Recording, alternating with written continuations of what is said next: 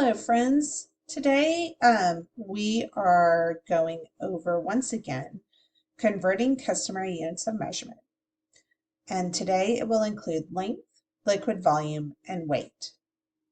So this video is going to go over number 2, converting 11 feet and 11 inches to inches. I have included your STAR reference guide. So I want to first remind you that you're going to be making a T-chart to do this. And in your T-chart, you need to have the bigger measurement on the left and the smaller measurement on the right, which is exactly how your conversion rate is in your STAR chart. And I'm going to put 1 under foot and 12 under inches. So think about what we're doing when we go this direction. What operation are we doing? And what operation is it this way?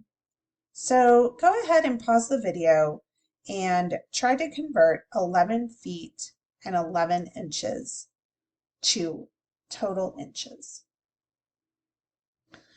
All right, so what did you get? Well, let's see what we would need to do. I'm going to put 11 under feet first, and we're going to convert that number to inches before we worry about this other 11 inches. So I know that when I go from big to small, I multiply all. And when I go from small to big, I divide by the conversion rate. But we're going from big to small, so we're going to multiply all. Well, I know my multiples of 12, so I know that 12 times 11 is 132. So that's 11 feet in inches. Well, we also need to include this extra 11 inches that they have. So let's add 11 inches to the 132 inches. And we get 143 inches total.